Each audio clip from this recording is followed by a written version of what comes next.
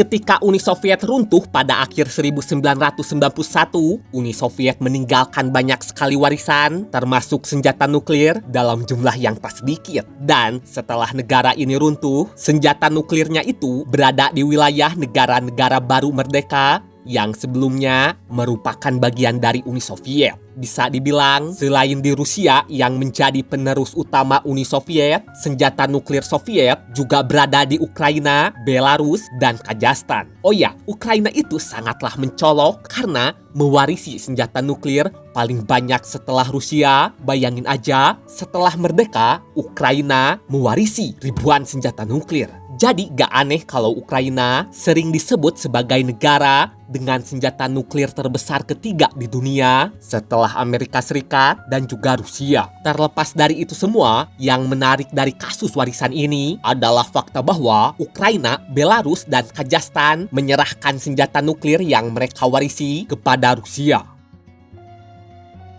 Hal pertama yang perlu dipahami adalah fakta bahwa senjata nuklir yang berada di Ukraina, Belarus, dan Kazakhstan bukanlah senjata yang sejak awal dibuat untuk menjadi kekuatan nuklir mereka. Sederhananya, senjata-senjata tersebut merupakan bagian dari sistem nuklir Uni Soviet yang dirancang untuk bekerja sebagai satu kesatuan. Ketika Uni Soviet masih berdiri, kendali atas sistem nuklir ini berada di bawah pemerintah dan militer Uni Soviet yang berpusat di ibu kota Moskow, yang dimana setelah Soviet bubar, Moskow menjadi ibu kota Rusia. Dari pusat inilah berbagai komponen yang tersebar di seluruh Uni Soviet dikendalikan, mulai dari jaringan komunikasi, sistem peringatan dini, satelit, fasilitas pemeliharaan, pusat penelitian, personel militer, dan industri pertahanan. Jadi, meskipun sebagian senjata nuklir berada di Ukraina, Belarus, dan Kazakhstan, kendali atas sistem senjata nuklir tersebut tidak berada sepenuhnya di tangan ketiga negara itu.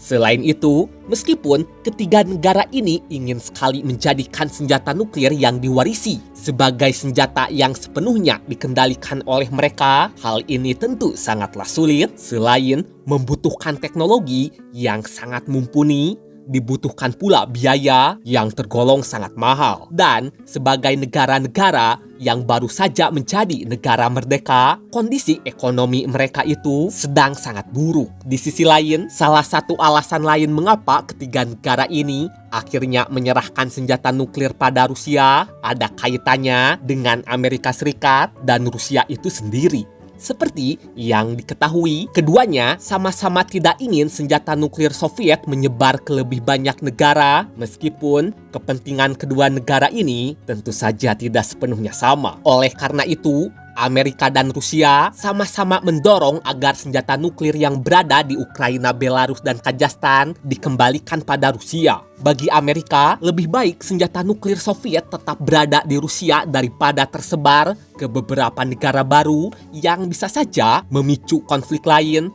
Dan bagi Rusia, warisan Soviet emang harus berada di bawah kendalinya. Jadi pada akhirnya, bagi Ukraina, Belarus, dan Kazakhstan, keputusan untuk menyerahkan senjata nuklir bukan hanya soal kemampuan mereka yang belum cukup, tapi ada juga tekanan dan kepentingan dari dua negara besar yang sama-sama ingin mencegah munculnya kekuatan nuklir baru. Oh ya, meskipun Ukraina, Belarus, dan Kazakhstan akhirnya sepakat untuk menyerahkan senjata nuklir mereka pada Rusia, prosesnya itu tidak sama di setiap negara. Ukraina menjadi pihak yang paling banyak melakukan negosiasi karena ingin mendapatkan kompensasi dan jaminan keamanan. Di sisi lain, Kazakhstan menjadi yang pertama menyerahkan senjata nuklir ini pada 1995, lalu disusul oleh Ukraina dan Belarus pada 1996.